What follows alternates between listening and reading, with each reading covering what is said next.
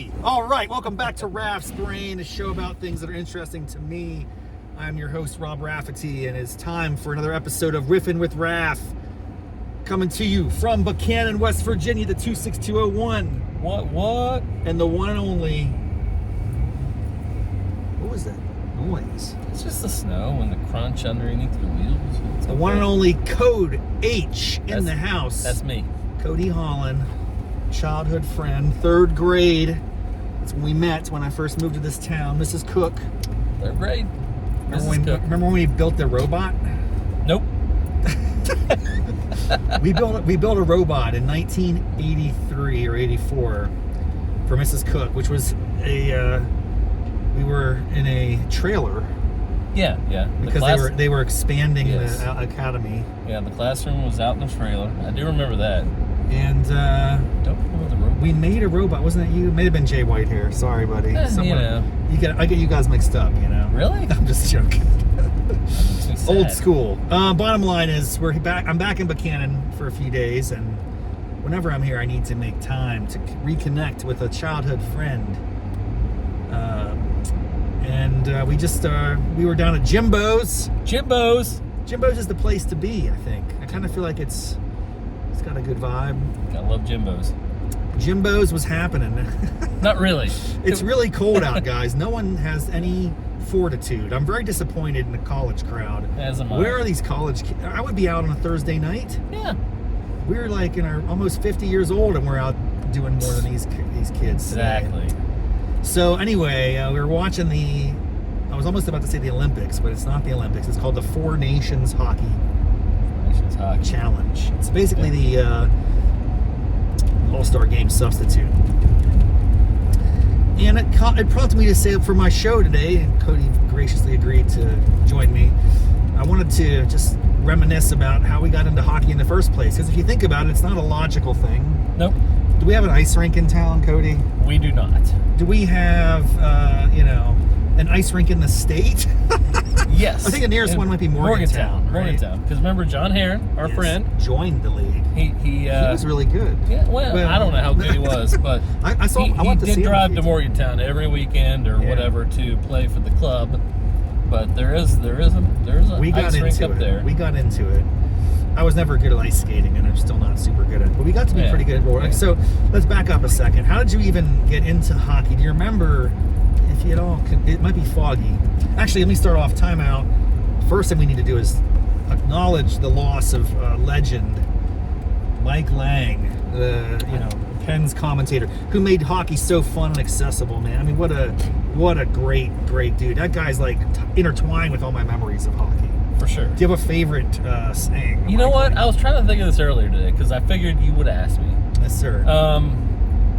And I struggled to come up with a lot of them. I know he had like a ton of them. Scratch my back with a hacksaw. That's a good one. Classic. Elvis has just left the building. Elvis has just left the building. That was the best one because that means they just won the game. Yeah, he's smiling like a butcher's dog. Beat him like a rented mule. Yeah, it's really hard for me to pick a favorite. I'm not gonna lie. Silly Sidney. Yeah, that was pretty good. Yep. Michael Motorcycle. That one, yes. Oh shit! You got that pothole right there. I tried. This is dark. Are they gonna be able to see it? It's okay. No one has to see anything. All right. Okay. But yeah, I don't know that I can pick a favorite. It's like asking me to pick my favorite kid. Like you can't do it.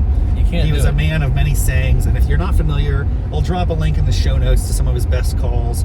But I'll tell you this: when I first started watching hockey, probably in the late '80s, when it was broadcast maybe once a month, if you're lucky, you would get to catch a game.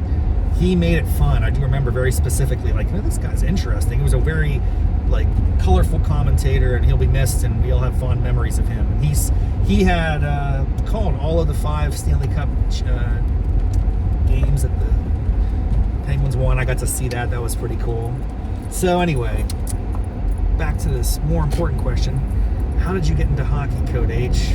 Well, you guys. You guys got me into hockey. Who are you guys? Let's get into that. You, John Heron, Gabe Klainsmith. Remind me where your house is. It's right up. Just pull up to those reflective lights right there. I see you. And pull up behind that car. We're going to hang out here for a few minutes. It's like we're on a date. We're going to have a little intimate conversation here before.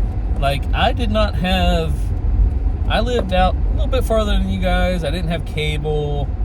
You know, satellite was the thing back in the day. Cody had a satellite, man. Well, my dad had a satellite. We're turning the lights on. That's a little bit. Listen, dude, you don't understand. I didn't have cable TV until maybe 9th or 10th grade. So in 8th, 9th grade, going to Cody's house, you could get Skinamax, HBO. You could watch. It was all pirated. We had like you could pick up a lot of things. Let me just tell you. But we also got to watch. But we got to watch hockey games.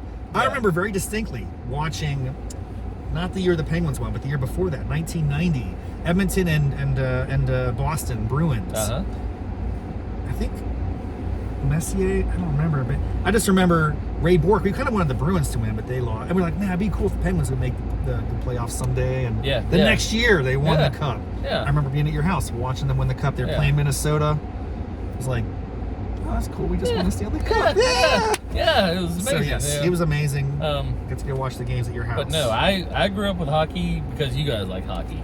Yes. And because I wanted to, you know, still fit in and be with the group and the gang. It's just funny how friend groups... I wanted to watch hockey and learn about hockey. And I was also thinking about this today. Embarrassingly enough, I remember watching a hockey game at your house, in your basement, and we were... Or no, upstairs in your living room. I know what you're going to say. Do you? Yeah, I do. We're making popcorn. That's a different time. No, okay, sorry. This is a little embarrassment on my part. Oh, okay, sure. We were down by a goal or something, and I was just like, and it was the third period, and I went, "That's okay, we have another." Because you actually said that. Every sport that I've learned about had 4 quarters, 4 periods, for whatever. This is early on in your exposure. Yeah. Oh yeah, like I knew literally little nothing about hockey, but I wanted to hang out. I wanted to be part of the group. I thought there was another period coming. No, hockey had 3, and that's when I learned about that. I was like, oh, okay. Yes, it took a lot of education. I remember watching games going, what is offsides? Oh, yeah. What is this 2-line offside passing they're talking about? I just couldn't understand the rules. A lot of rules. Icing. Yep. Yeah. It took me a really long time to figure it out. And then, but you get into it, and then the memory I was recounting, if you remember, this was unbelievable historic moment in Penguins history. I know where you're going. 1991 playoff run. I think it's the first or second round of the playoffs. Or New Jersey Devils. Yep. Brasso's out with an injury. We got this scrubby backup named Peter Tagley. Our goaltender, by the way. Yes, Tom Barrasso, 35, really great goalie. But he's out, injury. Okay, so we got our backup named Peter. Not Taglianetti. That was the D man. Michelangelo or something. What was his name? Peter Angelo. Peter Angelo. What's his first name? Frank Peter Angelo. I believe. Was it? Okay. I believe so. Anyway, all season we kind of ragged on this guy because he's like, your backup goalie, and he was adequate, but we were like, oh, we're done, like we can't survive. Yeah, like, why are we watching this game? I don't remember the specific details of what the series was. It wasn't the deciding game by any stretch, but I think it would have been bad if the Devils won this game. Like it might have gone up, and it would have been like the end of the We're in there popping popcorn back when we used to pop it before microwaves and all that stuff. We had a microwave, but I like the old school. And we just heard the crowd erupt. Yep. And we're like, oh man, we must have missed a goal or something. Awesome. We ran in there, and now it's become iconic, known as the save. The save, yep. Where some dude comes down, and it's a cross ice pass, and he should have been able to get a goal. I mean, it was an open net. Peter Angelo just reaches his arm out. He's sprawling on the ice. And just reaches his arm back. Out of the play. Grabs it. Reaches his arm out. The guy shoots it right into his glove, essentially. It's all about goalie, as I've come to appreciate, at least in my opinion, goaltending. I'm going to turn this air down. It's probably messing up our audio really in a significant way, but it's okay. Goaltending is all about positioning. You don't really know. The puck's moving so fast. So all Peter Angelo did was he reached back, and the guy shot it into his glove. I don't think he really snagged it out of the air. He just kind of it was luck. Right place, right time. That's all. But it was clutch, and it had this legendary effect, and then that's what kind of propelled us in the next round. And then eventually Barrasso came back. We crushed. But that was a fun memory. Yeah, but so winning the first Stanley Cup, I remember being at your house. The save, you were at my house. Yep. We used to watch. Oh man, Cody lives downtown Buckhannon, not too far away from an old place that burnt down, but it used to be called the Roll Star. Mm-hmm. We would go watch games. Right behind us. I was pointing that way because my right back there. Geography's messed up. Like my bearings. Half a block right back there. and we would just go watch games there after we had played. And another thing was kind of fun, which we'll mention here, and I don't know how this started, frankly. It might have been John Heron and me, or just kind of like experimenting. Roller hockey. Yep. I think John reached out to the owner of the new skating rink because Skateland is legendary, is here, but 75 years here. It's unbelievable. I love that place. Yeah. But it's more especially like for skating. Yes. It doesn't have it has walls, but a lot of openings. A lot of openings. And, we played there once or twice, I feel like. Maybe you weren't there. Those are the early days we tried. Yeah. But then we got to the second. Can you believe that Buckhannon had 2 skating rinks at a time? It's ridiculous. I can't believe they had 2 Chinese restaurants at one time. They have 2 Mexican restaurants now still, don't they? Yep. So it's a pretty remarkable town. 2 skating rinks. This one had this like polyurethane floor. Brand new though. And concrete walls. Yeah. I can't believe someone built a rink. That guy. I know. Hunter. What a good guy.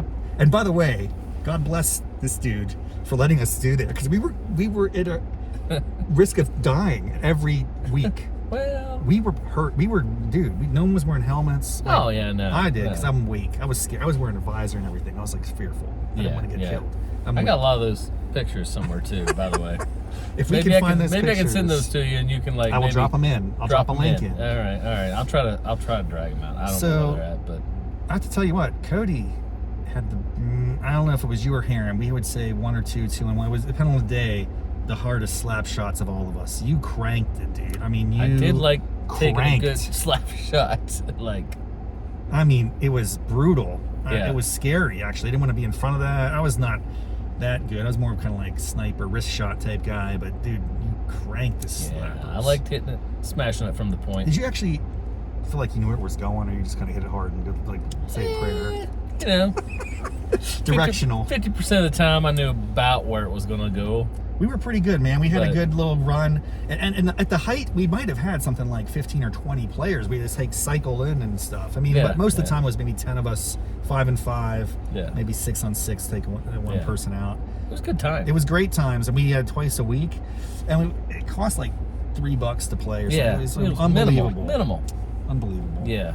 So those were good days. And I got into hockey just to hang out with you guys, basically, to get back to the root of it all. And that's fun, And I think we got into hockey. This is where it all gets very, very interesting, because if it wasn't hockey, would it have been something else? If the Penguins weren't any good, would we have cared about hockey?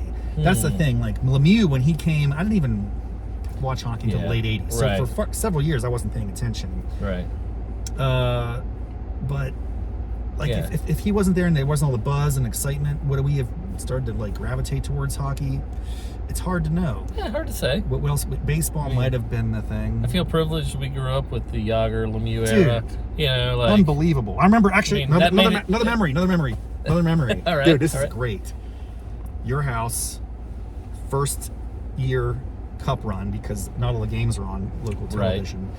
So we're watching on satellite. Overtime against the Devils. Mm-hmm. Yager's a rookie. He scores a really cool goal. Yeah. And I was like, I love that guy. Yes. He was awesome, dude. He wasn't at first that great. This is a little inside baseball. You might not even know. This is pretty inside. Yuri Hrdina, which was a Czechoslovakian, kind of a, what do you call him? Not a rookie, but the opposite. A veteran player. Yeah. They brought him in so he could help translate and get him up to speed. Right. And that kind of lit the spark. Yeah. Yager's unbelievable. Oh, still playing. Still playing. He's over 50, right? Yeah. He's 55 or something. Yeah, he's something ridiculous. Still playing over the Czech Republic. Oh, we got to talk about this current game. Oh, shoot. It's probably picking up. Yeah. I'm going to bounce and go home. All right. Third period, it's tied 2-2. We don't know what happened. It could not be. USA versus Canada. USA versus Canada. 4 nations. Now we got to pick a winner. Who's the game-winning goal and the game-winning team? I have a really exciting prediction for this, but you go first. Ooh, what team do you think's going to win? For some reason, I want to say Canada's going to win. I'm saying that too. And I'm okay with it. I'm not super nationalistic. I like America. I want us to win at some level, but I also like Crosby. It's hard not to like both teams. Yes. But I'm gonna say, and I want to say, Crosby wins it in the first overtime. But I don't know. I still think McDavid or McKinnon are going to get the game-winning goal. So sick. And I don't know if it's going to be in regulation or overtime, but I feel like it's going to go to OT, and one of those guys is going to get it. So I'm still just going to be a homer and say Crosby. Okay. But here's the fascinating thing for all the pro-American listeners that are going to be mad at me.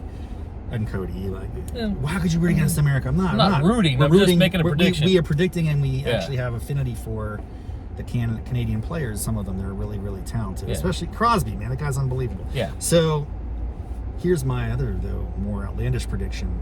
This game, in a sense, doesn't really matter that much. It's like, it's nice, it's fun. It's It's not the Olympics. That's next year. No. This is going to be. Isn't this like a first-time thing? Yeah, I don't think it's ever been happened so before. like, let's someone they're playing for pride. Let's do some research on this. Yeah. Who chose these 4 particular nations? Right. How'd this get set up? I think it's way better than any All-Star game. 100%. Including the 1990 All-Star game in Pittsburgh, where Lemieux got like 5 or 7 points or something, which was fun to watch. But, dude, All-Star games are boring. They don't play hardly. Yeah, they don't play defense. They just... I remember when we used to watch the skills competitions and stuff. That was like dumb. That was really stupid. It's like watching the NBA games. Like it's 186 to 162. Did you see that dude who jumped over the Kia? Yes. I did. I mean, slam dunk contest. I thought was so. But eventually, I think you're going to run out of ideas for slam dunks. Yeah. But Spud Webb. No, taking nothing away from the talent. That's true. It's but just only so much you can do. Yes. Yeah. There's only so many 360s or jumping over something or person or I don't know. It's entertainment now. It's entertainment. Okay, but what I want to say is my outlandish... Oh, wait, what were you talking about? Okay, yeah. My outlandish prediction. Yep. I think Canada's going to win this game, and then next year, USA is going to beat Canada in the Olympics, and we're going to get the gold medal. Okay. And that's going to be the ultimate revenge. Or, if USA wins this game, Canada's going to beat us in the Olympics. Okay. I'm just telling you, this is a false victory for whoever wins tonight. Okay. They're going to be all rah-rah. We are better than you, ha-ha. And this is why maybe on some level America might win, because we'll get really braggadocious, whatever that word is. Right. Oh, yeah, we told them, and then we're going to get smoked next year. I just have a feeling that's my prediction. You like that? Hubris going on. Yeah. Yes. Hubris should be punished. Yeah. That's what I like. All right. We'll see. No, I'm down for that. Okay, so what else we need to talk about before we wrap up here? Oh, so your bike riding, as you remember, this is Cody's second appearance on Riffin with Raff, which is awesome. Not too many people have made a second appearance. Hey, I want to get up there to it's going to take a while, but I'll be back enough to do it. You come back, we'll do this. You alerted me to a very exciting bike race that's coming up. No, it's awesome. It sounds cool. It's Don't something. sell it, man. It's something. It's called Scrags or something. Grusk. Not Scrag. Grusk. I could remember the name. It's the gravel race up Spruce Knob. Grusk. I'm going to drop a link in the show notes for my tens of listeners. Yeah. Yes. You can click through. You can learn all about it. It's not updated yet because the date's not set, but it's probably in the summer. The date's set. I just couldn't find it earlier. Oh, okay. So the date is set. I'll send you the link. It's in June or July. Yeah, I'll send you the link. And it looks pretty cool. It's a gravel bike thing. Gravel bike race, ride. They don't like to call it a race because it's on roads where traffic is still going on. They don't Maybe I wouldn't be good. They don't shut the roads. Well, these are back roads. Okay. There's not a whole lot of vehicular traffic. And they have signage up and alerting everybody there's a bike ride going on that day. So there is some modicum of safety. Yes, yeah. But not just do what you're supposed to do. Stay to the right, stay to the left. Participate in your own risk and be responsible. Yeah. So different mileages, different things to achieve. And this big one is what you were saying earlier. It's 50. We're both going to turn 50 this year. Yeah, I told Rob I'm turning 50 this year. They have a 50-mile route. That's what I want to do. So we'll see how that turns out. I didn't commit, but I expressed a curiosity.